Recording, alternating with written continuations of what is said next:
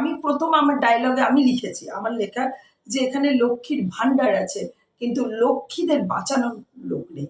এটা আমার নাটকের ডায়লগ, আমি নিজে লিখেছি। অসংখ্য ডায়লগ আমি নিজে দিয়ে সেটা প্রতিবাদ করেছিলাম এবং প্রচুর বড় বড় লোকজন আমাদের নেতৃবৃন্দরা সেখানে দেখতে গেছিলেন এবং বলেছিলেন এই নাটকটা প্রত্যেকটা জায়গায় জায়গায় হওয়া উচিত। প্রতিবাদ সিস্টেমে, আমি শুধু একটা রেপ দেখালাম হয়ে গেলাম সেটা না, কি সিস্টেমে লিডাররা কি করছেন, কিভাবে যুব সমাজকে নষ্ট করে দিচ্ছে অল্প একটু টাকার বিনিময়ে, টাকার লোভে তারা রাজনীতিতে যেমন তাদেরকে দিয়ে অনৈতিক কাজ করে নিচ্ছে। এই জিনিসগুলো আমি পাশাপাশি করেও এসেছি।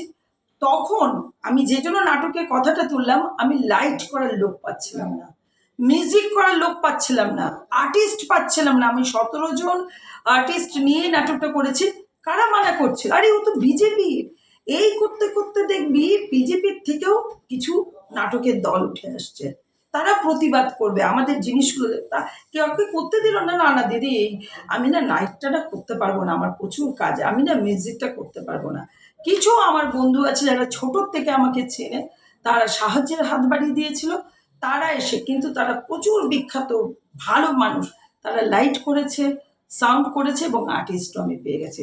আলটিমেটলি আমি মঞ্চস্থ করতে পেরেছি। তাহলে ইন্ডাস্ট্রির যে সিন্ডিকেট চলতো দুই ভাই মিলে, সেটা এবার পরিবর্তিত হবে। প্রত্যেক আমি তো ওইটাই বলছি, কাজের কথা অনেক দূরে আছে, কিন্তু আমার বলছি রাজনীতিকরণ, খোসামদের রাজনীতি তুষ্টিকরণ যেন আমাদের শিল্পীদেরকে আর না ফেস করতে হয়। আমাদের কাজের জায়গা থেকে আমি বারবার, যেই আমাদের এই সরকার প্রতিষ্ঠা যেই থাকুন না কেন ওই জায়গায় মাথার উপরে যে থাকবেন, তিনি আমার মনে হয় যোগ্যতাকে সবার আগে অগ্রাধিকার দেবেন। এই যে মুখ্যমন্ত্রী হেরে যাওয়ার পর তার দলও হারলো, সরকারেও রইল না, এবং মমতা বন্দ্যোপাধ্যায় নিজেও হারলেন তার জন্মস্থান থেকে, ভবানীপুর থেকে। হারার পরও তিনি যে ঔদ্ধত্য দেখিয়ে ইস্তফা দিচ্ছেন না, এই বিষয়টাকে কিভাবে দেখুন? উনি তো সবসময়, দেখুন ওনার কাছ থেকে আমরা ভালো কিছু কি পেয়েছি? প্রত্যেকবার এই নির্বাচনের সময়ে দেখুন কি প্রচণ্ড পরিমাণে বাজে কথা বলা। আমাদের ভারতবর্ষের প্রধানমন্ত্রী উনি নৌকা বিহার করতে গেছেন, উনি আমাদের ভারতবর্ষের প্রধানমন্ত্রী, আর পশ্চিমবঙ্গ হচ্ছে আমাদের একটা রাজ্য। কোথাকার থেকে উনি কি বললেন যে এই আমার গঙ্গায় এসে নৌকা বিহার করতে গেলেন। এই কথাটা কোনো সুস্থ মানুষ বলতে পারে? এবং উনি যে অসুস্থ, উনি বারবার বলছেন যে আমার মাথায় এতগুলো স্টিচ আছে, 47 আছে, আমাকে মাথায় লাঠি দিয়ে মেরেছে, এইখান থেকে রক্তপাত। তো ওনার নার্ভ সব ছিঁড়েই গেছে। আমাদের মাথায় যে নার্ভগুলো থাকে সেগুলো তো পরিচালনা করে আমাদের ব্রেনকে, তো সেই নার্ভ নেই যার, তার কথার কি দাম? উনি হেরে গেছেন। উনি যদি সম্মানের সঙ্গে পদত্যাগ করতেন, কেন উনি ভুলে যাচ্ছেন যে উনি মুখ্যমন্ত্রী ছিলেন? আপনার সম্মান আছে, আপনি সম্মানের সঙ্গে পদত্যাগ করে বেরিয়ে যান।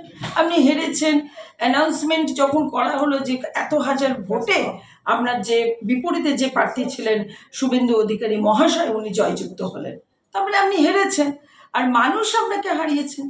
শুভেন্দু অধিকারী মহাশয় শুধু ভারতীয় জনতা পার্টির প্রার্থী ছিলেন, কিন্তু হারিয়েছে কারা? মানুষ। এই বাংলার মানুষ আপনাকে ভোট দেয়নি, হারিয়েছে। তাহলে বাংলার মানুষের কাছে ক্ষমা চান ভদ্রভাবে, যে আমি কি কি করেছে এতদিন ধরে বাংলার মানুষকে। তিনি তো বলছেন আমি রাস্তায় থাকতাম, বলে গেলেন যে আমি রাস্তায় ছিলাম, রাস্তার লোক রাস্তায়। তো রাস্তাতেই ছিলেন, আপনি মুখ্যমন্ত্রী হতে পারলেন না তো 15 বছর ধরে। আপনি পার্টি আর সরকার এর মধ্যে কোনো তফাৎ রাখেননি। যখন আপনি এই রাজ্যের মুখ্যমন্ত্রী হলেন তখন প্রত্যেকটা পশ্চিমবঙ্গবাসী আপনার কাছে সমান, কেননা এই ওয়েস্ট বেঙ্গলের আপনি মুখ্যমন্ত্রী ছিলেন, ঠিক আছে? আর পার্টি আলাদা হয়, আপনি করলেন না, একই রকম করলেন, কারোর একটা কথা শুনলেন না, মানুষের পাশে থাকলেন না, উন্নয়ন করলেন না।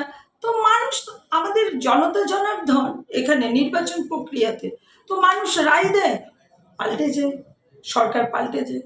আবার আমরা যে সরকারে এসেছি আমাদেরকে উন্নয়নে কাজ করতে হবে, মানুষের সাথে থাকতে হবে, সবারই সঙ্গে সমানভাবে সবকা বিকাশ সবকা সাথ সবকা প্রয়াস, এটা আমাদের মূল মন্ত্র। আমাদের ভারতীয় একদম শেষ প্রশ্ন করব, নতুন সরকার গঠন হবে, রাজ্যবাসীর উদ্দেশ্যে কি? রাজ্যবাসীর উদ্দেশ্যে এটাই যে আপনাদেরকে অনেক অনেক ধন্যবাদ।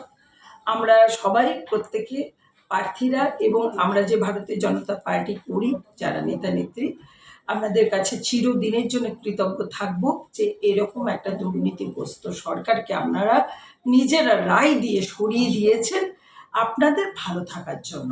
আমরা সবাই যেন ভালো থাকতে পারি।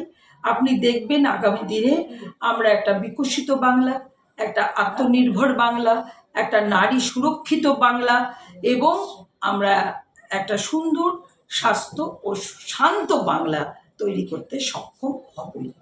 ধন্যবাদ।